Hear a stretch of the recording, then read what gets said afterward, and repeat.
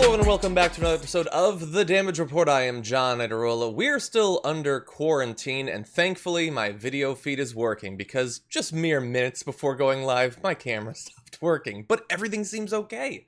So hopefully we'll avoid some sort of massive tech meltdown of the sort that Elon Musk has on Twitter every couple days.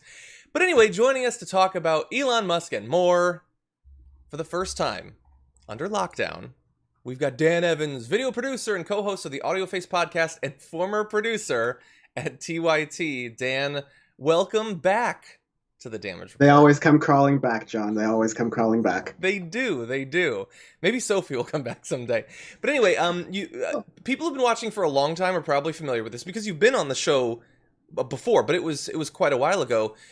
You worked with TYT for several years in two different stints. You were... I'm trying to think of which number producer you were for the show, but like one I or was two? one of the founding producers, one or two. Founding producers. Basically, yeah, you were getting it launched when we launched on Live Linear, and Brett started working on it, and that was around the time I graduated from college and was able to come down and work on it. So, yeah, it's part of the gang's all back together. Yeah, we're getting the band back together. Yeah, so you were so early in, I don't know for sure if you were there, but you were basically there when, many people don't know this, we did this show for literally a couple of months with no one seeing it because it wasn't going out anywhere. You were producing and doing the show. You often tell the story, John. I wasn't producing it back then, but I was still like involved in the TYT sphere. So I was like one of three people who were watching it because we were testing the Live Linear feed. Yes. And like at different times we're supposed to quality control it. And so I was like, hey, this is a hella good show. That's kind of why I was like hitting you up, and I was like, yo, can I work on this show? This is really good. And so Thank you. I'm happy. It's awesome to see it grow. It's even though I've moved on to other pastures, I watch the show mostly every day I can. Shout out to my bosses watching in meetings. And yeah, I am ready to get started with news. Okay. Well, we're almost there. Okay, pump the brakes, buddy. But no, we're very glad to have you here to add your perspective. The perspective of, as someone noted in the chat, another clean-shaven lefty, because there's so few left these days. And the perspective of someone who we literally had to stop playing Animal Crossing right before the show started. So just to give an idea, okay? But anyway, you're gonna give us that perspective, and we couldn't be more excited. There you go. I'm sure you have a gorgeous island. But anyway, it's up and coming. It's up and coming. Okay, mine has been rotting, laying fallow for months. But anyway, for those of you who are already here, feel free to hit the like button and share the stream. You can send in comments. We're on both YouTube and Twitch right now. You send us tweets at hashtag TDRLive, and you can also send in super chats, and we'll be responding to those as we go on. We've got a million stories to get to, so Dan, why don't we jump into it? It is becoming more and more obvious as cases in this pandemic go up and hospitalizations go up and deaths are starting to go up again, that we need to do something serious. But this is America, so we're not going to. So short of doing something serious, we could wear masks maybe. But unfortunately, many of our elected representatives not only don't think that we need to press for people to do that, but in fact are doing what they can to stop other leaders from making it happen. And here we're talking about Georgia Governor Brian Kemp. The pandemic and Brian Kemp, two things that should not be combined, and unfortunately they have been. He said yesterday, through an executive order, that he was suspending all local government mask mandates despite the rise in coronavirus cases and hospitalizations in his state. So understand exactly what this means. Under the executive order, the Republican governor extended the state's public emergency and said face coverings are strongly encouraged, that's the good news, but not required, and Kemp's executive order voids mask mandates imposed by local governments as cases are going up. In the state, you've already lost 3,000 lives, by the way. So in the past, the executive orders he'd been putting out had been saying that local ordinances can't be more stringent than the state ordinances, sort of a general principle. In this case, it's specifically saying, though, you cannot at the county or city level mandate mask wearing. We will not allow it. Yeah, that's just insane. you look at, I mean, with the coronavirus cases, I think we always have to take a global kind of perspective to this. Most other countries have dealt with this. You look at Japan, where, by the way, mask wearing was already very much in the culture because when Hmm. there are flu seasons, people are living very close together, and just it's very much being polite to make sure you don't spread the disease to other people. And if multiple people participate in this thing, then it does a better social good. But Americans just don't do broader social goods. not So, not like, most of us. yeah, we've taken this perspective to down to not just some like cranks on the internet who are like cranks around at gas stations or diners who are just like refusing to not wear masks, but like it's actually coming down to the people who are legislating who are now deciding to legislate ignorance. And that's like, again, when you take a kind of global, broader perspective at different ways of handling the coronavirus, yeah, a lot of countries have really messed up in handling the coronavirus. And a lot of countries have done insanely well. But I think there have been very few states on like an America, United States level or anything like that, where you're actively doing something that's preventing what might like help people. It's going against the science so broadly. I think it's just absurd. Yeah, 100%. And the way that it's absurd is so similar to the absurdity that we've been experiencing on a daily basis that I really do feel like I'm living out a Groundhog Day or like Palm Springs sort of situation. Like Kemp specifically has been so ignorant, so wrong during this pandemic. He's still doing it? That even though, like, you can look at case counts in Georgia gradually going up. This is a couple of weeks now. His big move is to stop other politicians from making the decision that masks should be mandated. And understand that this is the same Brian Kemp who back in early April admitted that he had just learned that asymptomatic people can spread coronavirus. So maybe not necessarily the person with the intellectual curiosity, intellectual grounding to be making these sorts of decisions, and not just decisions. This isn't just, I'm not going to mandate it. It's none of you can mandate it. So if Atlanta wants to do something more serious or Savannah has an issue with it and the mayors of both do, they're both speaking out against this, they can go screw themselves. According to Brian Kemp, there's nothing they can do. They have to risk the lives of their citizens.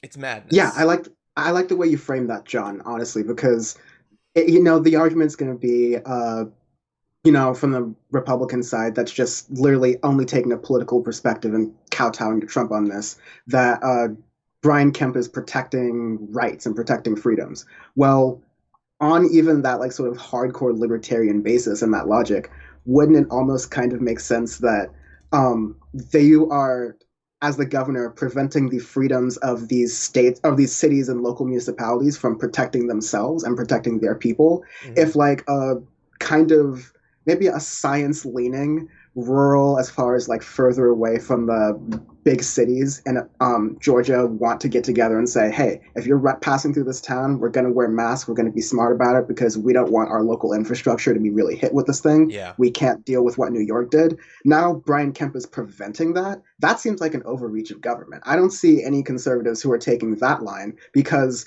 as we've established since like 2017 at this point, they're only going to side with the team, and the team is Trump. And Yeah. they thought they could hitch their wagon to that towards reelection, and that wagon's looking kind of wobbly right now. Yeah.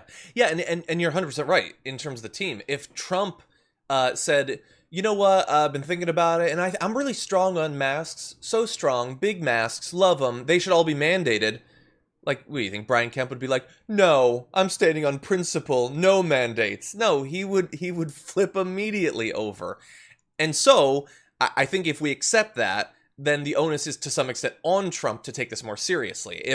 If all of these Republican state and local officials are 100% deferential to his will, if his will is in the direction of assisting the virus and continuing to spread, then that's going to be really bad for a lot of Americans.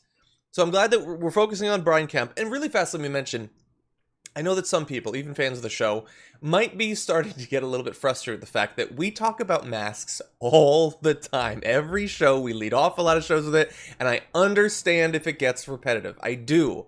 But while I am under no illusions about the power of this show to, in any significant way, influence the national discourse, if we have the ability to reach almost anyone and get them to take masks more seriously, I am going to go in that direction, even if it means crowding out a little bit of other news. We're still deep in the pandemic. I feel comfortable with this decision. I apologize if it bores you.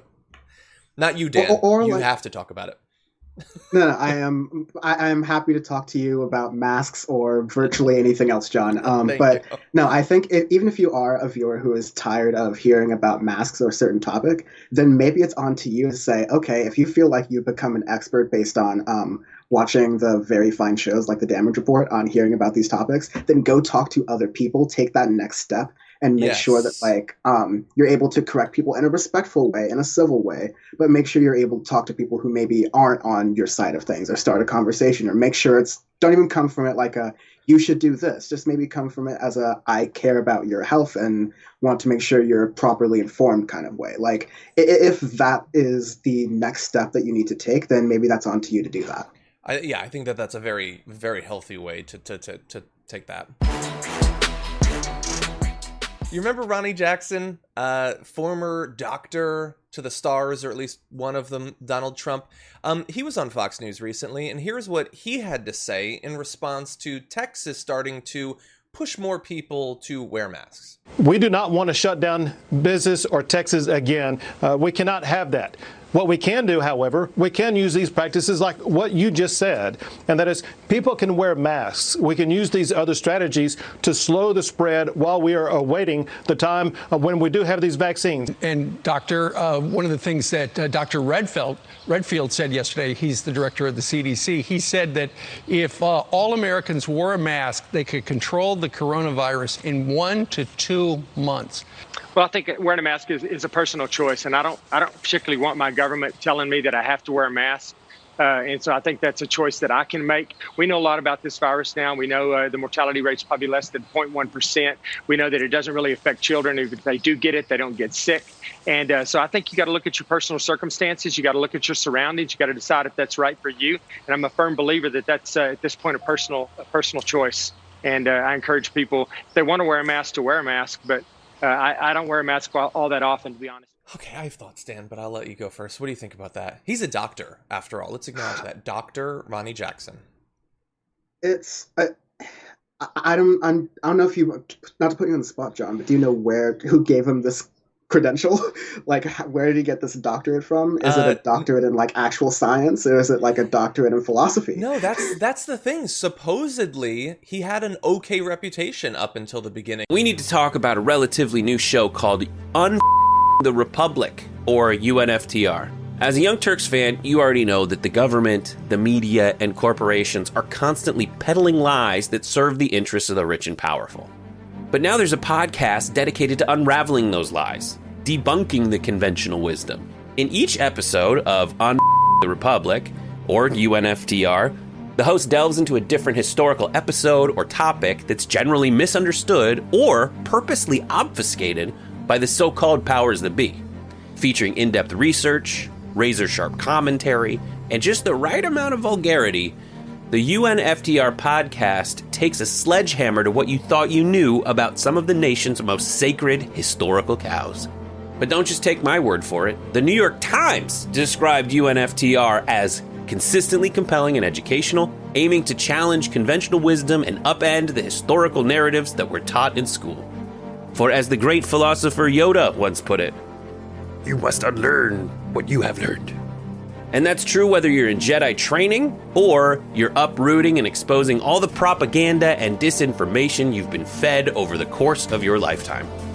So search for UNFTR in your podcast app today and get ready to get informed, angered, and entertained all at the same time.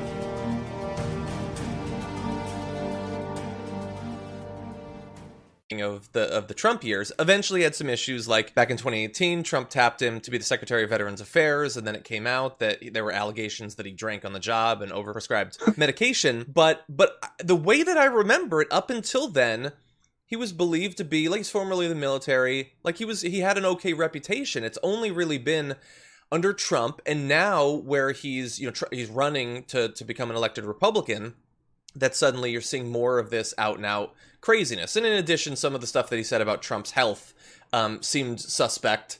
on its face. But no, he apparently is an actual doctor. Okay, well, thank you for that clarification. Given that, I mean, yeah, I don't get how these people can live in this world where they. The original part where he started his question was this, like, I don't believe I need to wear a mask if I don't want to, even though I think the person before that was saying, well, it seems like there's this evidence of everyone wears masks that we could handle this in 1 to 2 months. Again, if you look at almost every other country, you can see this aspect of what they've been able to done to tamp down the virus. And it's really simple stuff. You don't need to be stubborn about it. And they were able to do it. So that doctor, air quotes, took the time on air to further continue what I guess is a continuing Fox News campaign to misinform and muddy the waters, at best muddy the waters, with how to take basic care of yourself under the guise of continuing this ongoing principle at Fox News of freedom and individualism. But it's so shallow, it's so hollow. Even if there were some hypothetical case where we're saying, hey, well, if the government can force us to do this, then what can they force us to do? This isn't even the hypothetical situation. Mm-hmm. We're saying we're not forcing you to wear masks in your house. We're inside. We're fine. But if you go outside, this will help us contain this virus so that, again, we're not just trying to contain the virus so we get some points on CNN's death counter board. We're trying to contain the virus so that our resources don't get overwhelmed. There's a reason to doing this. It's a community reason. But like I said, kind of in the beginning of the show, John, that America just doesn't do community. We don't do like public good. It's so rugged individualism, and it's the kind of thing that was just perpetuated on Fox there. Yeah. I get the invocation of the rugged individualism. I think that's BS. I think it's just selfishness. Like, rugged individualism implies that you are actually doing it all yourself. And we know that you scratch the surface of a ruggedly individual Republican congressman and he got some massive aid in college or something like that. I get what you're saying. But yeah, it's this sort of selfishness that what I want is more important than what everyone else needs. Yeah. And Ronnie Jackson, I mean, he had that reputation. So I looked it up while you were speaking. He's a physician to the president under Obama and Trump. I think he's the one that administered Trump's record-breaking cognitive health exam. So just bear that in mind to bring it around to the news of the past few weeks. But think about, like, even if you believe ideologically that it shouldn't be required, that would be a slippery slope, that someday the government would be requiring other things or whatever. Let's say you actually honestly believe that. Even so, think about how irresponsible it is for a doctor to say, you know what, if you want to wear one, I don't personally. I don't really wear one very often. What a bizarre over and above thing where it's not even like, I wear one, but I don't want to be forced to. I want it to be my decision. He's saying, I'm a doctor and I don't even wear one, honestly. Like, what are regular Fox viewers going to take away from that? Are they going to be more or less likely to wear masks? He's risking their lives. He's risking the other people around him. Specifically, they're talking there about Texas. Tons of Republicans. He doesn't seem to give a damn about whether they live or die. This time makes no sense. Yeah, like exactly what you're getting at there, John, is like a point in the media pipeline that I've talked about in several of my videos at youtube.com/stand for the internet about like how there's this two-step process in conservative media and conservative information spread. Step one is to delegitimize like the regular forms of information. So it's the politicization of the CDC, Anthony Fauci, looking through the flawed organization that is the WHO, but taking that through this sort of hyper-politicized, xenophobic, as in like anti-China lens, and kind of like delegitimizing all the main forms of information that, like, you know, the rest of the world is using. And then step two of that is replace it with your own quote-unquote experts, replace it with your own information that uses the credentials and uses the smarts, but they're people who, yeah, maybe they were sellouts from the start, or maybe they chose to sell out recently. Like, I don't know what happened there, but as long as you are an expert and you lend your expertise to continuing the line of propaganda, you can be rewarded by getting those sort of like Fox News analyst roles. Yeah. Or unfortunately, like as you were saying, the end result of that is misinforming the public on a very deadly, very dangerous virus. And you say this on the show very often, John. The median age of a Fox News viewer is kind of up there and overlapping with the age that this virus does hit hard. Yes. So yeah, it's a problem. 100% right. And you're right. You say you spread this sort of stuff so that you can get the Fox like a correspondent or like a guest role, but also to win a Republican congressional race, which Ronnie Jackson is competing in the 13th district of Texas right now. So yeah, imagine like you wonder, what would I do to get elected? Would I kill my own fans? I wouldn't, but there are people who hypothetically would. If it's at least a little bit abstract. They're not going to pull a trigger, but they will tell people to expose themselves to a deadly virus. I don't know about you, but I'm always on the lookout for get out of thinking free cards. Like a principle that someone expresses that's designed to make it seem as if they're thinking critically, but really it's just an excuse to not have to do or think about something that might cause a little bit of cognitive dissonance. So I have an example of that. This is Brian Kilmeade. Brian Kilmeade is one of the hosts of Fox and Friends and thus one of the most powerful people in media on the entire planet. And here is what he had to say about mask science. Wow, Doctor, appreciate it. And that's part of the reason why in the beginning we were told not to wear masks, and we were told it didn't work by the Surgeon General and not to do it. And then we were told, Dr. Fauci, we should do it only if we feel sick. And then last week we're told it actually should help you not get sick, contract the virus, or give the virus. So I would just love for the medical professionals to get on the same page and there be a lot less confusion amongst the Americans. That wasn't a video I'm playing you from 3 months ago. That was, I believe, this morning? Within the last 24 hours, anyway, I believe this morning. And he said, well, early on they said we don't need to wear one, which is true. Some doctors did say that very, very early on. And now they say that we should. And then they say that it stops the disease from spreading. Come on, people, get it together. Get on message. No, that's on message. And they've been saying that for literally months. Brian Kilmeade still hasn't caught up. As of this morning, he's still not sure what the weight of scientific opinion on masks is vis-a-vis COVID, which seems like madness for someone making literally millions of dollars every year to analyze the news. Yeah, I mean, I appreciate you, John, for many things. One of them is your kindness and stepping up to the point and saying that there's virtually no way that someone who has this kind of level of resources can honestly deep down believe half the stuff he's saying, or even like the stuff on the mask. It's just like, it's a form of riffing, I guess. It's like you're on the show, you have this like nice set, you're performing this dance of trying to give the best possible arguments for nonsense. I mean, yeah, I mentioned earlier, like the WHO is one organization that definitely could do a lot better in this whole coronavirus pandemic. And there is definitely a way that it could have been emphasized by news outlets, by medical professionals, that welcome to science. Science, when we're learning something new, is often messy, and we hear different things from different places, especially in the beginning. It's really messy. And so if you hear conflicting information, that doesn't mean it's politicized and someone's lying to you like everyone else is. It just means that we're learning better information over time. So like, trust the consensus generally. It should have been a messaging from the start. I think, again, responsible shows like this one have largely done that. But because there's this middle ground out there, people like Kilmeade are able to make millions of dollars lying to people. Yeah, you're 100%. He's 100% right. He makes so much money. But like he obviously knows. And think about it. He's best case scenario. He's saying, well, if you were wrong before and now you're right. Oh, gotcha. I don't have to wear a mask because at one point you were wrong. It's like, well, you know, when I was standing in my living room and I was spraying a fire extinguisher around, you said that was stupid. Now there's a fire and you want me to use the fire extinguisher? Come on, figure out what you're telling me here. It's like he knows.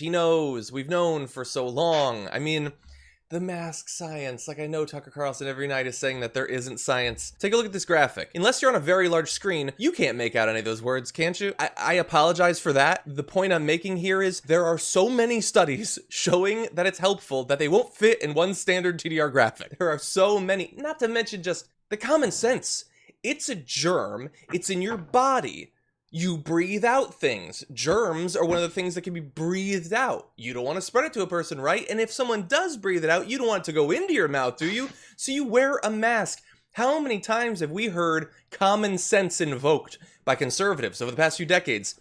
And we have to convince them that it's common sense that it's a bad thing to spread germs.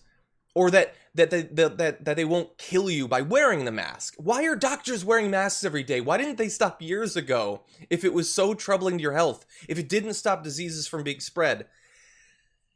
I'm losing it every day. They're the party of like, protect yourselves, protect your family, protect like all the people around you, and do whatever you can to get that protection, even if it involves buying weapons that kill people. But you won't even put a piece of cloth on your face. Like, you find it unmanly to, like, I don't know what psyche or whatever deep ingrained things people are having here, but yeah, you're right. It's just such nonsense. It's hard to deal. There's that Australian comedian, his sketch about, there's a little segment about gun control went viral, where he was like Jim Jeffries? Jim Jeffries, yeah. So he was saying, like, effectively that we love having guns in our homes in America for home protection, but like, there's not like enthusiasts about home protection that love having a really thick door. Like, it's defense isn't sexy enough. It's offense, which leads me to believe that the only chance we had in this pandemic was if the virus was big enough that you could blast it with a shotgun. If you can't shoot it, we got no chance because we're not a defensive people. We have the Department of Defense, which is all about sending troops out there, okay? We don't like to hunker down and protect ourselves unless we're Trump running to the bunker.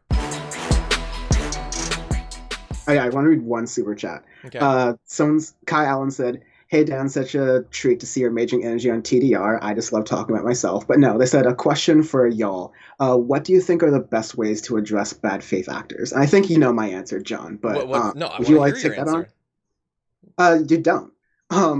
As like, for folks who want like some Dan lore, what I worked on a lot in college, I went to Berkeley, and a lot of right-wing trolls tried to use the campus as like an example for why free speech is dying, and maybe if we have time we'll maybe get to a story about that later. But the news wasn't telling the full story, and what a lot of the students were kind of seeing the blatantly obvious thing, that when you had these bad actors like Milo Yiannopoulos, like Ben Shapiro, like I don't even want to say their names, like Gavin McInnes and all these other like Ann Coulter and all these other like right-wingers who like tried to basically come to Berkeley just to have some sort of incident, and then have news cameras at that incident, and then be able to act like they're the victim because of this incident, and write books about this incident, and go on talks about this incident, and debate 19-year-olds about this incident. Like, it's all about perpetuating the grift. And so the best way to deal with a bad faith actor is to not feed the bad faith actor. Milo Yiannopoulos getting canceled is like one of the best things to happen to politics in a while. I think it would be worse if he had more oxygen. And so I'm glad people like that are gone. Alex Jones, we like us in the media, we see some weird stuff about that on Twitter sometimes every once in a while. But like, imagine how Alex Jones, being on all the platforms he would have been before, would have been feeding the mask hysteria. I'm glad that there are just a couple little things on the margins here and there that we just don't have to deal with, and the world's already bad enough. So like, genuinely try. That doesn't mean like write people off, because I think sometimes people on the left are too quick to write others off on their opinions. Try to hear people out. But if you notice a pattern when you're arguing where their priorities seem to be consistent here but inconsistent over here, and when you address that they use some rhetorical tactic to try to switch the conversation on you, then you can start to decide whether or not they're a bad faith actor, and then whether or not you continue dealing with them. But spend your time on the people who are gettable. Yeah, I think that's a great strategy. Largely, I mean, you know, we've talked about like pundit debates and stuff like that, and I know people disagree. I feel like it's a big waste of time because there's no winning. The whole purpose is brand building and audience building. Like, just being there is the victory for them. So anyway, but yeah, no, I do agree with you. And yeah, also that I think that that's a great way to respond to people when it has become clear. Like, after 3 years of lying about Sandy Hook, we get to write you off. But let's not write you off immediately for the first comment. Yeah. I'm very worried about what's going to end up happening with kids during this pandemic, thanks to the fact that sending kids back to school has become like the newest front in the unnecessary, needless culture war behind the pandemic. Trump sort of launched us into it with his tweets about how, hey, if Germany, Denmark, Norway, and Sweden can do it with no problems, then we should be able to too. Of course, forgetting, as we pointed out at the time, that they have far, far, far, far, far less coronavirus than we do. And the issue is that no matter how many times a guest goes on Fox and says, don't worry about kids, they don't get it, they can't spread it, and all of that, apparently they can, because nearly 1/3 of every person under 18 years old tested for the coronavirus in Florida tested positive for the virus, according to a report last Friday. A full 1/3. Now, yes, you can ask, how are they choosing who to test and all of that? Fine, let's have these questions, let's find out as much as we can, but the issue is that they are getting it. They are not immune, no matter how much we like to imagine that they will be. Now, they are less likely to be symptomatic. They're less likely to have severe immediate consequences from a COVID infection, but that doesn't mean that there isn't any danger. Some have died, and doctors, such as Dr. Alina Alonso, the Palm Beach County's health department director, says we are seeing damage to the lungs in these asymptomatic children. We don't know how that is going to manifest a year from now or 2 years from now. Is that child going to have chronic pulmonary problems or not? And so we need to bear in mind that just because the kids don't immediately need to be put on ventilators and don't immediately die at large numbers, although some have died, it doesn't mean that it doesn't matter that they have it, that it doesn't have consequences. Yeah, Thoughts on schools? Yeah, no, that's really good analysis there on that. I'm really sympathetic because outside of this political realm, which we've kind of talked about as being super cursed, like there are people out there who are if they are lucky enough to be able to work from home and they have kids, their kids are at home and it's really hard to deal with kids because of the way the educational system sits in our country. It's the way overworked parents are able to have their kids be kind of taken care of and like theoretically taught things during the day while they work. And so doing that's very hard. And there's also legitimate developmental issues. So like this gap in education, I think there's going to be studies done years from now by social scientists on what long-term effects this is going to have on kids in their developmental ages, like preschool, early childhood development, that kind of thing. This gap is really hard, right? Mm-hmm. But yeah, we're looking at, we need to weigh all of these health things. And we have these cases where even asymptomatic kids, okay, maybe kids aren't going to have the high mortality rates you're seeing with people at different ages or with different chronic conditions. Mm-hmm. But I remember being a kid and discovering my peanut allergy, like as a kid, just in school. And so like, I would hate for like that's a really big jump. But the thing is, I'm saying when you're a kid, that's when you discover you have things wrong with you. So like, I would hate to discover that I have some like respiratory issue, or there seems to be more or less of a respiratory thing and hit the vascular system of the body. But I hate to learn that I have this kind of issue as a kid with COVID because of issues or because of decisions that were made by people in power that were just plainly wrong and plainly out of tune with science. That would be terrible childhood. Yeah, 100%. And the possibility of lifelong effects. We just got a super chat from A New Hope saying, I work in healthcare in Florida. Kids are testing positive and some hospitalized. Good God, people wake up. Yeah, they're seeing it. And we don't know what the long-term effects will be. Hopefully nothing. But there's indications that it might have long-term effects. And that is incredibly scary. It's incredibly scary for them.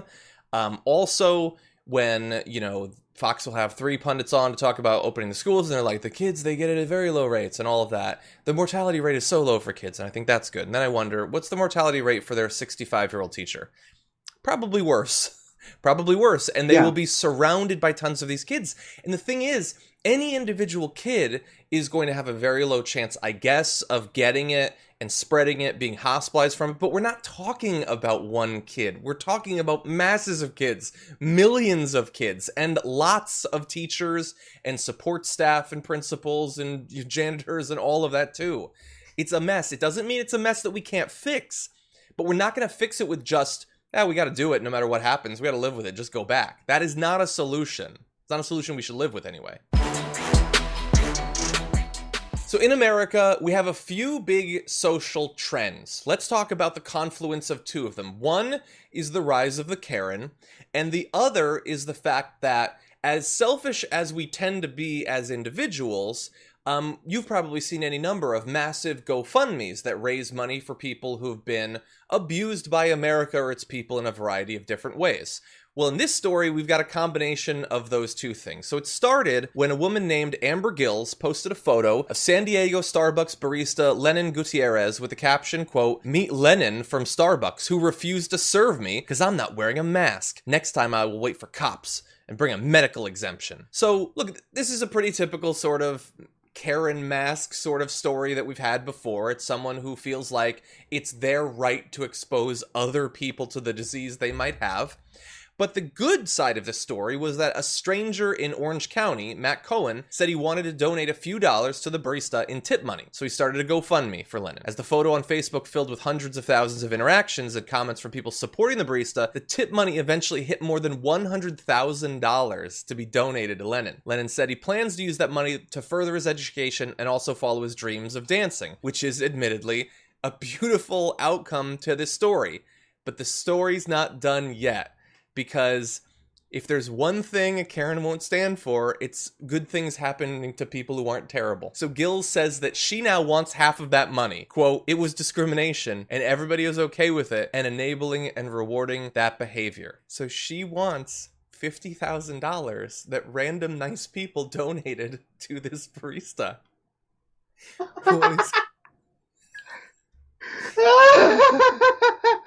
And I have to say, yeah, she should get it. Obviously. Is it not hers? Did she not earn it? I mean, if she wasn't the Karen that she was, Lenin wouldn't have gotten the GoFundMe, I guess. This was clearly a joint venture in between Lenin, who is, for someone who is named as such, is clearly not wanting to spread the wealth at all. So there's definitely a little bit of a problem there. You kind of wonder what roots that name kind of comes to. But this was a joint venture in between this Karen woman and this barista who decided to get together and do this guy. I can't. Wait, Dan. Don't say any more, because that now seems like a possibility. Okay, we're gonna make a viral video. I'm gonna be the Ken. We're gonna raise a bunch of money for you, and we're both gonna become dancers. No, obviously you're joking. No, it's just, it was a nice thing that people did for him.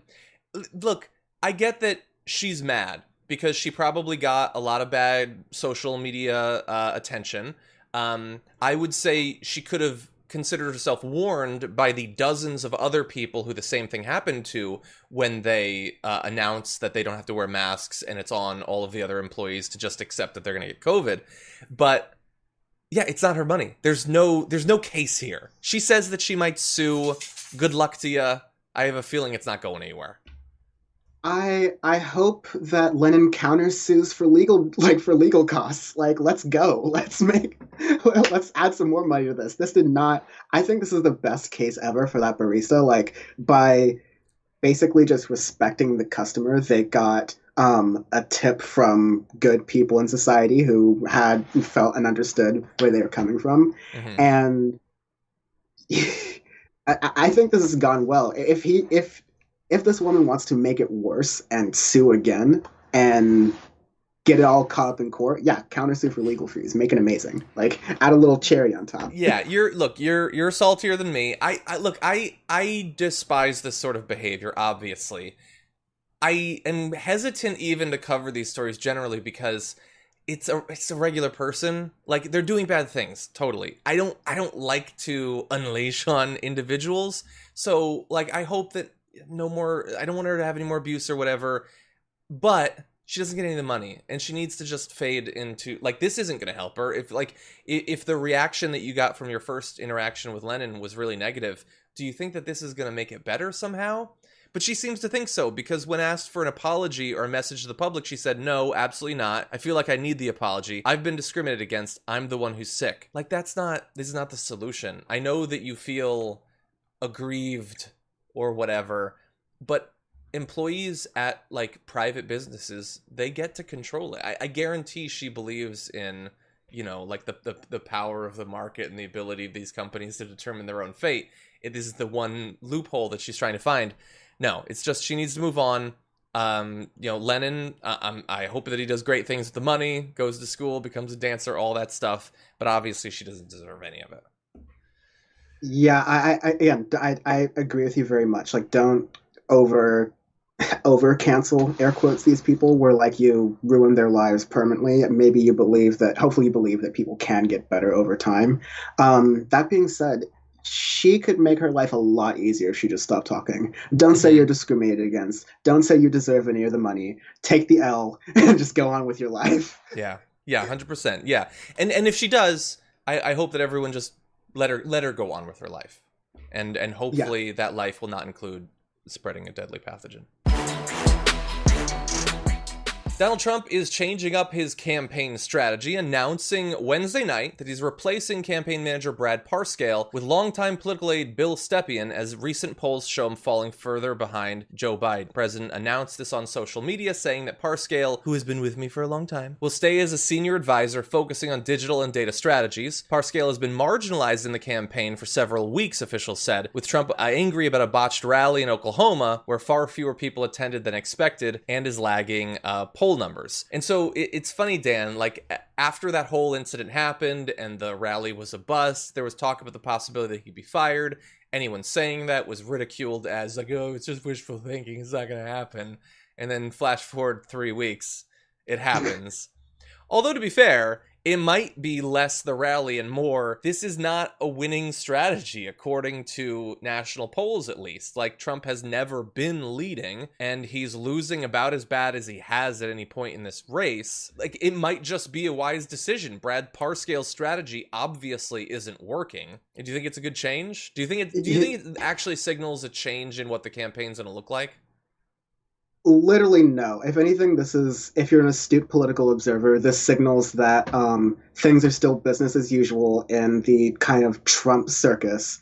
And that is kind of part of the calculus you should take into the rest of the year up to the election. Because not even when Trump was inaugurated, not even since Trump started his campaign, basically since honestly most of my entire life when Trump decided to start that NBC show, The Apprentice, we kind of know how this works. Like there's this big thing, you get put up to a big task. This is in the show, or like this is in his career now as a politician and as a president. You get put up for a big task. If you make the big guy look bad in that big task, regardless of what the big guy is doing on his own and regardless of any of the other factors going into it, you make him look bad, you're in charge, you're out, you're fired. Like, that was the catchphrase. And so when we all had the schadenfreude moment when the Tulsa rally turned out to be entirely or like nearly empty, and Trump had to take those photo ops, including that one where he was walking back completely just like tattered and defeated. Like, that's a huge firing. Trump saw that photo. That's and, a firing. You think Trump saw that photo and was like, keeping Parscale, you know what? Secretary of State.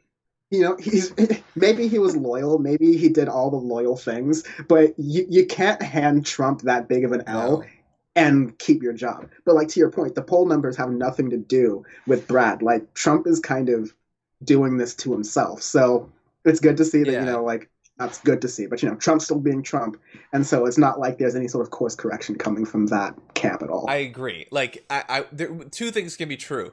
Brad Parscale can seem, to all indications, to be a genuinely bad person, and also, how are you supposed to help a candidate as bad as Donald Trump? Like, it's a pandemic, and he doesn't care that people are dying by the thousands. That's going to be tough for a digital ad to overcome.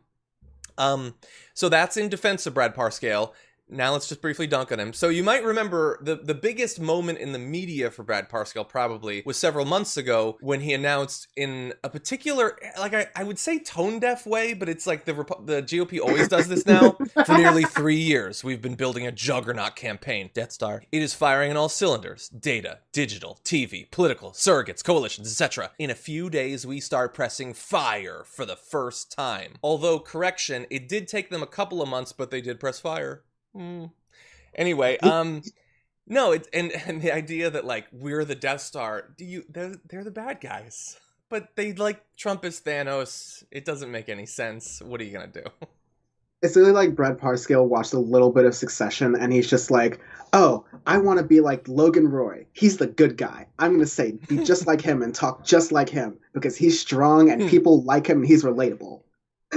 He represents the everyman. I don't watch that show, but I get it. But yeah. But if I could take this fun little story of the comeuppance of a bad person and just add a little bit of poop to the top of that sundae, the joke is kind of on us at the end of the day because Parscale and his companies have taken in about $40 million from the Trump campaign already. Parscale even put himself in one of Trump's ads. But no, he's become enriched and he's still being paid by the campaign a huge amount of money, probably to keep him hushed up until after the election. So I think in the end, it's embarrassing for him, but he has made so much money, I doubt it stings that bad. I mean, until he gets that PPP loan, it's not going to be that much. I mean, so everyone loots from Trump. Got to get that PPP loan to get, like, the creme de la creme. Like, if you're going to get, like, the corruption holy trinity. Exactly. We've talked for years about the militarization of law enforcement, the police getting like MRAPs and weapons straight from Afghanistan and things like that. But let's talk about the more subtle spending that they do, the sorts of spy gadgets that law enforcement likes to buy. Let's talk about a company called Advanced Covert Technology that's been selling surveillance tools to police for over 2 decades. It has its latest catalog as an example of the expensive Hollywood-style gadgets, and just wait until you see it, being marketed to law enforcement agencies out of the public eye. How significant are their sales? Well, we have some information on that. ACT has previously sold more than $60,000 of audio and video equipment to a variety of federal agencies like the Department of Justice and the U.S. Army, as well as police departments across many states. So what are they selling, these law enforcement agencies? Things like this. Those are audio and video spy equipment designed to look like baseball caps, Monster energy drinks, which I find offensive as a person who has enjoyed many Monster energy drinks. You have things like this dollar bill that has a 48-hour battery life, not bad, and records audio. It's a dollar bill recording device. Exactly. Oh my god. It's pretty cool looking, although like if I was the mobster, I would wonder why like one of my lieutenants always has $1 bill sticking out of his pocket. It's like, why does Joey One Bill always got that one bill? I don't know. But anyway, it's not bad. Let's talk about hold on one second. Let's see just a few more. They've got fake vape pens, sports caps, gift cards. Gift cards, not to buy stuff. They are the spy equipment. Car keys, banned t-shirts for things like Johnny Cash and Jane's Addiction that all hold spy cameras. And again, this is designed to be sold to law enforcement. So if you see a cop coming up to you with like a baton and a Johnny Cash shirt, be on your guard. What do you think? Oh, first of all, I'm glad I can finally say Vape Nation is cop. Like, anyone who does Vape Nation is a cop. Because I've been feeling like I've been in the minority and saying, I've been in many minorities, but I've been in the minority of saying that for a while, but it's totally true now. Anyone who has a vape, probably a cop. It's just a weird thing. It's vape, sunglasses. I don't like it. But this is, surveillance capitalism, man. It's wild. When I first saw this story, there's some of these gadgets that I was like, okay, because I think I'm still kind of stuck in my nostalgic early 2000s Spy Kids world of like gadgets. Mm-hmm. I want to go home, John. And I'm just in this world of gadgets where there's like cool little like guns and lasers and radars and stuff like that, where things can have spy equipment. And the closest thing to that they sell is probably the GPS, because I don't think anyone has a GPS in their car they use anymore. But like the baseball cap, the Monster, the vape, like why don't they make some like video surveillance Timberland shoes? Like what are you gonna do next? Like just get the whole look down. No, but this is wild. And like the serious point is that this is going to be used by undercover cops. This is going to be used by a lot of these departments that are gonna potentially take Trump talking points that Antifa is the terrorist threat that is embedded in our communities. We need to start embedding in these communities. So yeah, watch out for, what do you say, Joey One Bill? Joey One Bill. Tommy Monster, why are you always drinking that Monster? That same Monster, when you gonna finish it? It's only that big. But anyway, yeah, you're 100% right. The reason that this is especially important and timely is that we know that with the protests that have been going on, there's just mass surveillance of them. And this is obviously, I guess, the most Hollywood or cartoonish. There's other forms of surveillance that are probably scarier. They diverted like spy planes down and things like that during the initial protests, which is obviously horrifying. But one added layer of issue with this is that while the co-founder of this company, Ryan Mitchell, says it's very serious that it doesn't get out what this equipment is, undercover officers could get killed if the bad guy finds out what the equipment is, you are jeopardizing someone's life. This is what they said when the reporters from Vice came calling. The issue with that is that a quick Google search reveals that very similar equipment is available for sale direct to civilians through electronics retailers. For example, B&H, which I've bought camera equipment from, sells an assortment of spy gear posing as common household items, including a fake Monster Energy drink. But the thing is, they sell it for a fraction of the price that ACT is selling to law enforcement, and they can do that because police agencies are given tons of money to just buy whatever toys they want. They don't have to look for bargains. If they really wanted a dollar bill that recorded your voice and your heartbeat or whatever, they could probably go get it far cheaper. Companies like this are designed to prey on the overinflated budgets of law enforcement agencies. You're super right, though. Shout out friend of the show, B&H Photo, probably the home of the warm heart of all creatives out there who need to buy equipment on the cheap. Wait, who's the host of B&H Photo? I wonder if I've watched this. No, I didn't say the host of B&H Photo. I just said shout out to them. They got a little mention in the story. No, I've had a great experience with B&H Photo. Don't you worry. Lots of good photography YouTubers out there, by the way. But anyway, yeah, it is an interesting story. Way more details and pictures of the gear are available at Vice, so definitely go and take a look at that. I believe it was posted in the last day. Just yesterday, Bari Weiss, who, if you don't know who that is, you're a regular person. But anyway, no, she worked on basically the editorial side of the New York Times. She resigned yesterday, saying that she was being bullied by her coworkers because they called her out for lying on Twitter, and she implied that there was this culture war going on generationally at the New York Times. So you would imagine that a woman choosing to resign from a position like this, okay, that's a story potentially, but not one you would expect that like the president would be tweeting about, saying the New York Times is under siege. The real reason is that it's become fake news. They never covered me correctly. They blew it. People are fleeing. A total mess. No, people aren't fleeing. Bari flew. That's what happened. But it's not just the president. You have Fox News critiquing the lack of coverage of a media elite choosing to move from one job to another. How dare CNN and MSNBC, amidst both a pandemic and nationwide civil rights protests, not waste hours, nay days, on the story of Bari Weiss choosing to quit. And then, of course, Fox News has been all over it with a Tom Cotton op-ed and a Ben Shapiro op-ed and constant guests coming on to discuss this woman who works for the New York Times choosing to quit and start her own media venture. Dan, what do you think? Yeah. Oh my God. Yeah, this is the cycle. Welcome to the cycle. Welcome to Grift Nation, John. We enjoy Grift Nation here. It's our joke for what happens when an aggrieved figure. This always happens to someone, usually on a podcast or usually on some pedestal, because these people who complain about getting canceled and canceled culture and being silenced for their opinions are usually saying that with like a huge megaphone and a huge microphone.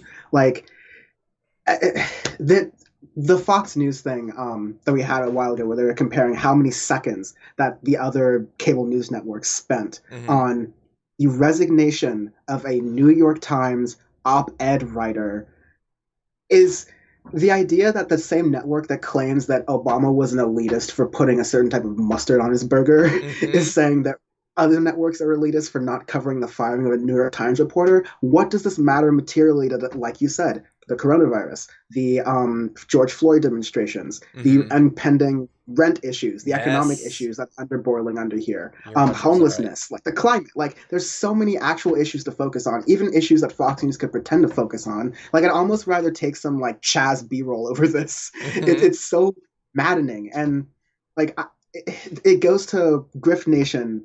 It goes to what this idea is that You start by saying you're aggrieved, that you speaking at your high platform can no longer do that anymore. So now I'm going to be silenced. And she resigned on her own.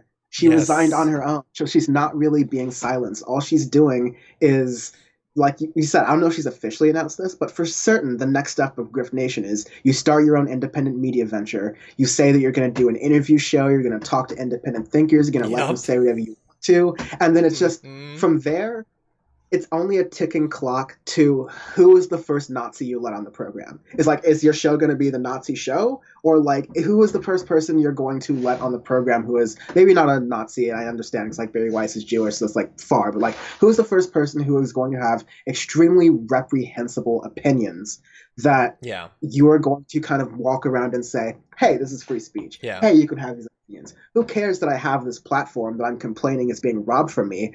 I'm just letting this person talk. It's a ticking time like clock to see when that changeover happens. Yeah, you're 100% right. Some white identitarian guest or something like that. A philosopher, really. That'll be one of the guests. Small correction. If step 1 is quitting your job, step 2 isn't starting the media venture. Step 2 is billionaire gives you millions to then start step 3 of the media venture. Because again, she's a media elite. She is going to be fine. She's going to be handed money. I'm glad that you pointed out, because it can't be stressed enough, she resigned. She wasn't fired. Although, and we can't read anyone's mind, I think that she wanted to be, because that would have been better for the grift, in the same way that Dave Rubin didn't title his book Don't Burn This Book because he was genuinely worried you would.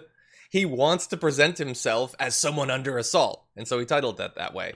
And in terms of like the criticism for people not covering it, I forget who said it, but it was like, this story is literally that thing. The Fox thing is media elites criticize media elites for not covering media elite resigning. That's all it is. And I think Jordan tweeted yesterday something to the effect of like, one iron worker turns to another, "Do you hear about Barry Weiss?"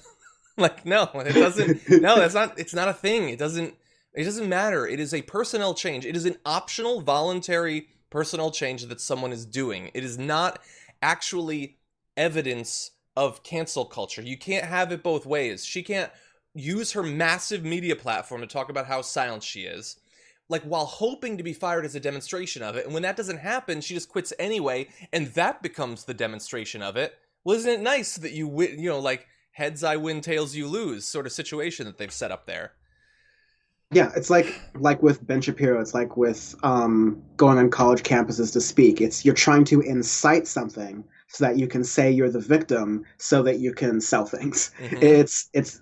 That's Grift Nation. We are in it. We are witnessing it. Just watch the steps and tell me I'm right. Exactly.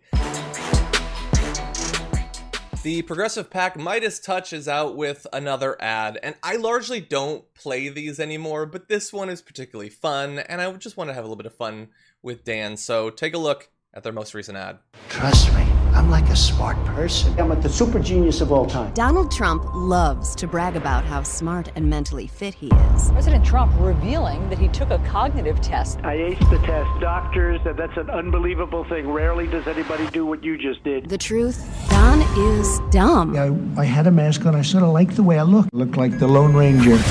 Former Defense Secretary Jim Mattis claims Donald Trump has the understanding of a 5th or 6th grader. Former White House Chief of Staff John Kelly called Trump an idiot. And Rex Tillerson? You still haven't denied that you called him a moron. As president, he's failed at every subject. His handle on history? 1775. Our army ran the ramparts. It took over the airports. What about English? I had the best words. Stockrocker. Stank singer. Bipartisan solutions. I tested positively toward negative. His grasp on geography's no better. We're building a wall in Colorado. Colorado? Belgium is a beautiful city. And when it comes to science, Trump's arrogance and stupidity are now killing us on a mass scale. Relax. It's going to sort of just disappear. I feel good about it. That's all it is, just a feeling. We're very much going to put pressure on governors to open the schools. Is the man who has failed at everything, who you want making decisions for your child's future.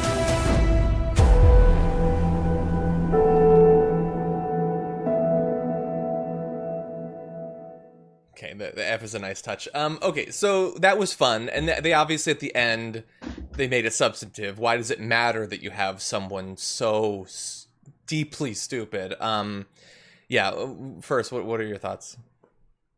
Yeah, I'm with you. I don't love these ads unless they're like, where we see them online and then they're hyper targeted to possibly the only place where this matters, which is cable news markets and swing areas, because that's the only way you're going to appeal to people. Because with most people, you've at this point made your decision on whether you think Trump is fit to be in office or not, let alone all the other policies. But nevertheless, I like these hard-hitting ads because I think that too often the left, definitely like this broad coalition, will kneecap itself and say that there's one strategy that is better than the other strategy.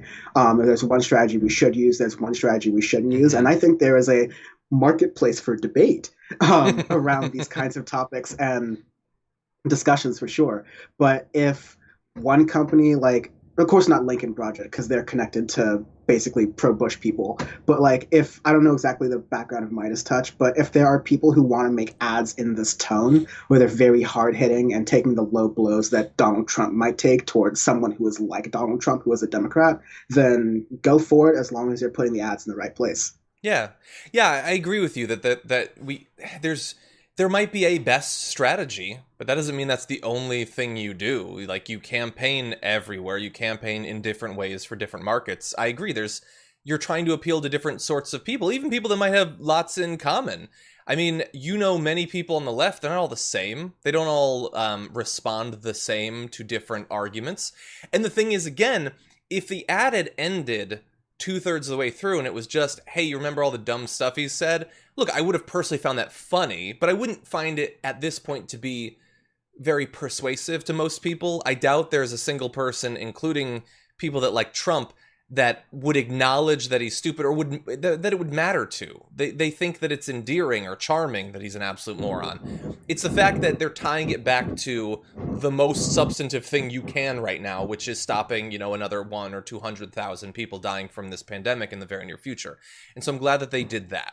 And even if they didn't, some people want to be entertained, there's a lot of hate for preaching to the choir, but choirs like preaching sometimes, like you're standing there for a long time. It's nice when someone directs their attention to you.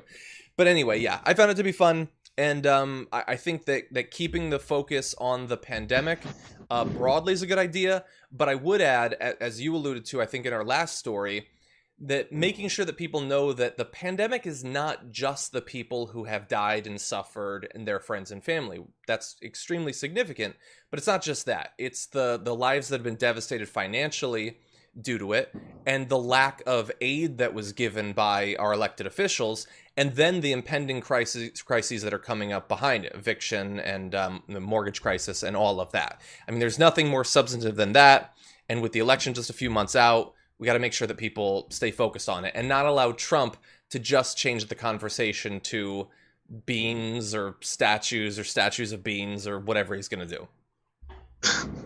You don't think he'll do it? I mean, I at this point, the only thing I can hope for as in this administration and the remainders of it, hopefully what remains of it, because I'm so numb to everything, is that Trump continues to give us this great meme content of him just sitting in front of at the Oval Office desk with a bunch of beans in front of him.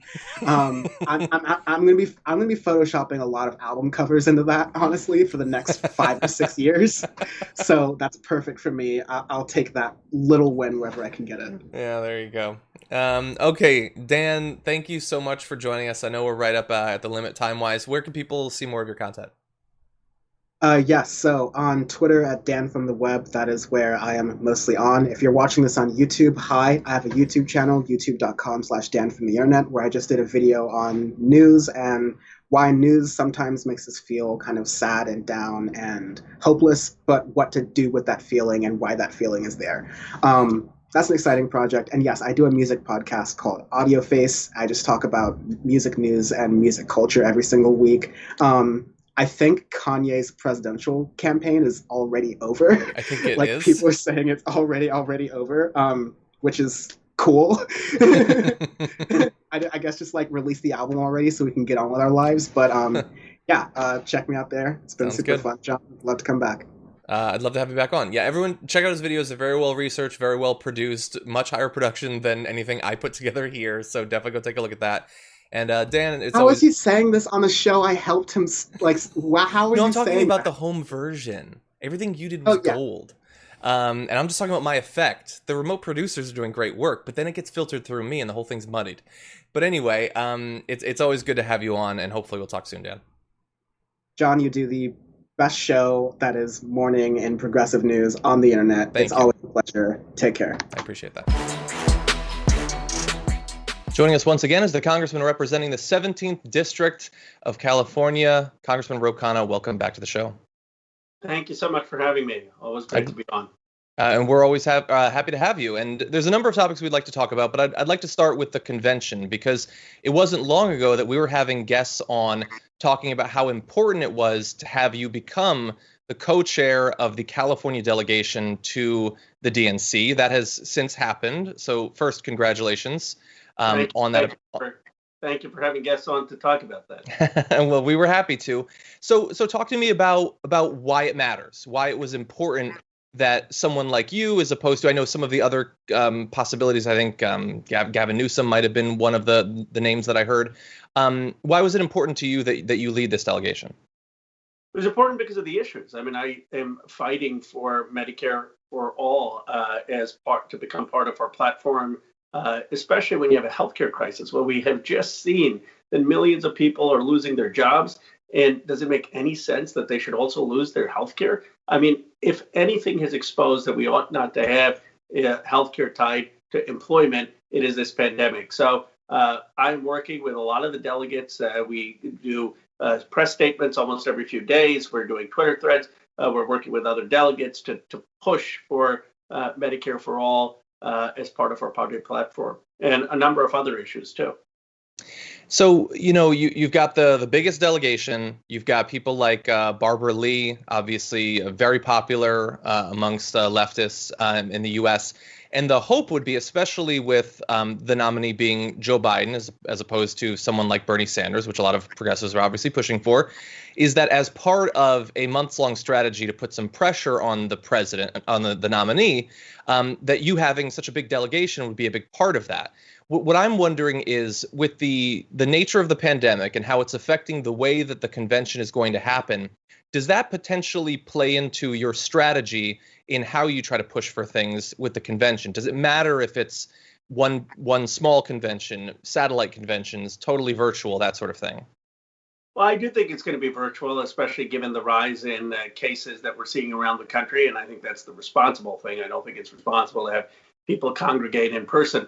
But what that means is that Barbara Lee and I and other activists are doing a lot of Zoom calls with delegates. We're doing calls with party activists in California and around the country, and saying, here are the things that we need to push for to be part of the platform.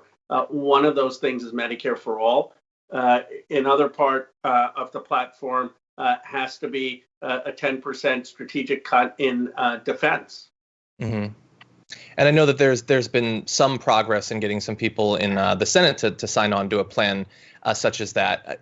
So recently, in the past week or so, Joe Biden's team put out some of their updated goals when it comes to the climate and what they're going to do around that, seemingly having accepted a number of the components of plans from people like Inslee and Warren and others. So that seems like an area where, at least in terms of plans, he is willing to budge when pressure is applied. I know that you've mentioned Medicare for all several times. Do you feel like there is actually a good chance that he would move in that direction? I think it's very low chance that he would move in that direction, but I do think we could get a chance that our platform would have that. I mean, our platform has had that since 1980. And the polling overwhelmingly shows that the American people want that. So we're going to continue to push, and we're going to continue to push on this military budget. I mean, it's $140 billion more than when he left office under Obama. And instead of putting more money in a bloated military and risking confrontation with China and Russia, we ought to be investing in jobs, in clean tech jobs, in solar and wind, and energy efficiency and battery storage. Mm-hmm. And a lot of the issues that you mentioned hypothetically could receive more funding under the new climate plan that Joe Biden has rolled out. I'm curious, since we have the privilege here at TDR, we get to speak to congressmen like yourself, people who are actually involved in creating legislation, trying to get it passed. But then also we talk with a lot of our viewers who are just everyday Americans and people around the world that are trying to get an idea of how likely things are to happen. When something like the Joe Biden plan comes out, I don't react to it in a knee-jerk way saying, well, come on, he's never going to do it. But at the same time, it is a plan. It's not done. What do you think in terms of how we should approach when we seem to be succeeding in applying pressure, but we're obviously still a very long way from it becoming law? How do you react when you see things like that plan? I think it's a credit to your viewers at Mobilization, and don't underestimate them as just regular folks. They're the ones who are driving the change. They're the ones who propelled Bernie Sanders. They're the ones who have made Medicare for All part of the national conversation. They're the ones who have made the Green New Deal and the aggressive goals part of the conversation. But we can't let up. I mean, once Biden, even if Biden's elected president, and even if we have the House and the Senate, there has to be continued mobilization. And then it comes to where the president prioritizes. What is he going to spend his political capital on? And that has to be on these issues only if there's a mobilized base. We're, 4 or 5 months into the American component of the international pandemic that we're experiencing. And thus far, for most Americans, the aid has generally come in the form of potentially up to a $1,200 one-time payment. If you were laid off, as tens of millions were, enhanced unemployment that is going to potentially go away within 2 weeks. I'm curious, from your point of view, would you have expected that this far into a pandemic that has done so much damage in terms of loss of life and economic damage, that the assistance from the federal government would be as restrained as it's been so far? No, it's unconscionable. I mean, right in the beginning of the pandemic in March, Tim Ryan and I said, let's give a $2,000 check to every American making under $250,000 so that they can pay their rent, so that they can pay their mortgages, so that they can have life continue. And it's not just good for them, it's good for consumer spending. And yet, while we've seen billions of dollars go to corporations, while we've seen billions of dollars of loans go to banks, while we've seen billions of dollars go to large businesses in the PPP program, we have not had that kind of relief for ordinary Americans. And that's a failure of our political process. I've been trying to figure out, I've been listening to as many statements from different politicians as possible over the past few weeks about if we have a second round of legislation, which it sounds like we might be moving towards, what'll be included and what won't be included. I have my suspicions, but I'm curious what you think is likely to pass and what might not make it past, for instance, the Senate.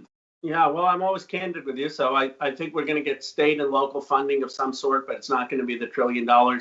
I do think we'll get a stimulus payment, but it's probably going to be a one-time payment, and it may have heavy restrictions in terms of the income cutoff. And I think we're going to get some extension of the unemployment insurance, but it probably isn't going to be the extra $600 a week. And if we don't get a generous enough package, again, the damage is not just to the working families and the middle class. The damage is people aren't going to have money to spend, and that's going to hurt our economic recovery. Yeah, and I know that a number of responsible politicians for several months now have been talking about the fact that we obviously have to address the public health and financial crisis that we're in right now. But we should also acknowledge that coming up in not too much longer, potentially, we have an eviction and a mortgage crisis as well. Right. You obviously have an insider's perspective. You're speaking to these people. What is being done to forestall that? Or are we going to be hit in a month or 2 or 3 months by another massive emergency? I think we're going to be hit. I mean, some of us have said, let's have a national moratorium on rent and mortgage payments, and let's have the federal government step in to pay. So in the case of landlords that are small business owners, but none of that has been included in the relief packages. And so you're in a situation where people are defaulting on rent, defaulting on mortgage, and at some point they may face eviction. So we need laws. We need laws saying you can't evict people for not being able to make rent or mortgage payments at a time where they're not able to work because of something beyond their control. I'm trying to understand how political considerations play into what they're going to pass and what they're not going to pass. And it would seem to me, as a complete outsider, that on top of 135,000 plus people dying, having the economy collapse even more in the months leading up to a general election seems like a bad strategy for an incumbent president. And yet, Stephen Moore, close advisor of the president on economic matters, he was just on Sebastian Gorka's show in the last day, and he said that if they continued the unemployment payments, that the president could never be reelected, as if helping out people who've lost their jobs would actually be a detriment to him politically. I'm curious how you think politics is playing into that, and if there's any way that we can try to move past those sorts of considerations. Well, it's so ideological. They have this false theory that if they continue the unemployment benefits, people aren't going to return to work and the unemployment rate is going to stay high. A far likelier explanation is if they stop those unemployment payments, people aren't going to have spending money. If you're not buying things on Amazon or buying things at a local restaurant or buying food supply, you're actually going to depress the economy and have more people out of work. So what has saved this economy from going into a depression is the Fed and the congressional response, and they are talking about taking that away. I think they're just so blinded by their ideology. I personally don't know anyone who wouldn't have a job if they could have one at this time of uncertainty. And the idea that getting a $600 check a week from the government is preventing someone from work is just, they haven't talked to people maybe who actually are in that circumstance. In terms of the pandemic, there are a couple of different developments over the past few weeks that I'd like us to touch on. One obviously is either the second wave, or depending on how you look at it, the second spike of the first wave, since we never really got out of it. And then also that the conversation about how we should respond to the pandemic has been focused quite a bit on getting schools reopened and sending kids back. And so I'd like your perspective on that. Should it happen? If it does happen, what sorts of safeguards should be required? Well, here's first of all, the hypocrisy. The Republicans keep saying education is a local matter. And now you have the president of the United States telling the entire country what they should do. How about having communities make the decision whether it's safe for those communities? Some communities will say, no, there's too much of a spread of COVID. Other communities, maybe it's safer. But in any case, before people go back to school, they have to make sure that teachers have the resources to be able to teach, including in distance learning, that they have PPE, that they have social distancing, and that they feel safe. And there is no way we should be reopening a school if kids don't feel safe, if teachers don't feel safe, and if families don't feel safe. We can do the remote learning in that circumstance instead of risking people's health. And if you do go with remote learning, the schools will still obviously need funding that's been threatened in recent weeks by Donald Trump, saying that if they don't send the kids back in a physical capacity, they'll just cut off the funding. I never necessarily know in any particular Trump threat whether it's just his bravado or if he'll actually try to go through with it. In this particular case, considering the consequences, which do you think it is? I think it's more bravado, but it's just unconscionable that he would even threaten playing politics with school budgets. And again, the irony of having the president of the United States telling local school boards what they should do. I mean, this is exactly opposite to what Republicans believe. And I think this is why the president's numbers are so low. I mean, he has continually thought he could just bully the coronavirus or bully people into moving past it. But, you can't talk your way out of a virus. And if he just paused and if he said, let's make sure, yes, I want people to return, but I'm concerned about safety and I want people to give schools the funding and resources so they can make responsible decisions. I think that would actually be not only better for our country, more in its political interests, but we've just had a moment, I think, which has exposed the fundamental weaknesses of electing someone who just knows how to spin and market. And right now we're crying out for real leadership. I have a question. I wonder if maybe marketing is sort of at the heart of it, that Trump and other Republicans are saying the kids have to go to school. Some of his most powerful media allies, hosts on Fox like Tucker Carlson, go a step further, saying not only do the kids have to go back to school, but masks are unscientific. They shouldn't use masks. They shouldn't socially distance. So I want them to be back in school, and I do not want there to be any safety measures in place, which to me, I try to, extend a little bit of goodwill and try to figure out what the goal there is, it seems extremely dangerous in terms of the kids. Now, obviously, the president hasn't said things like this, but for those who support him, who are pushing for not only them going back but having no protections, I mean, what do you think the goal of that is? I think for whatever reason it's become a cultural issue. But I was looking at history, and they said that in the 1918 during the Spanish flu, there were actually anti-masking clubs that emerged in the United States, and people were protesting wearing masks back then. And of course, 675,000 people died. It's a shame that we learned anything 100 years later, but these have become cultural issues. And it's important to realize that that's the pressure that the president is feeling from elements of his base. And that's why he's been so late to do the basics. I mean, if from the president's interest, he should have been saying masks as soon as it became known that masks work. And that would have given us the best chance to reopen the economy, to reopen schools, and to contain the pandemic. So it has just been the consequences of not listening to scientists has been disastrous. Yeah. Actually, I'm glad that you brought up the listening scientists. My final question, one of the big developments in terms of the White House's response to the pandemic this week was deciding that continuing the system wherein states and hospitals report information about hospitalizations and cases and things like that to the CDC needs to end. Instead, the information will be given to HHS and will not be publicly available. Many people in progressive media are worried that this is an attempt to apply a stranglehold to the information and hide the extent of the pandemic. Do you share those fears, or are there other ways that we'll find out about these numbers that you think will still be trustworthy?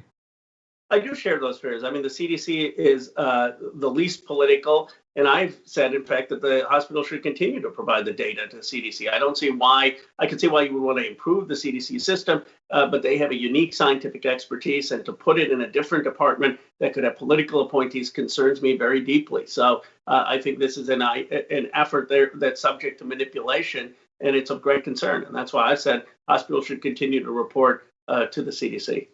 Yeah. Congressman Ro Khanna, we appreciate you joining us, and we wish you the best of luck at the convention, whatever form it may come in pushing for progressive priorities. Thank you, and thank you for what you've been doing in your show to push for the Green New Deal and Medicare for All and student debt relief and no wars. That's the sentiment out there about in this country, and we need to continue to mobilize for that kind of future. Thank you.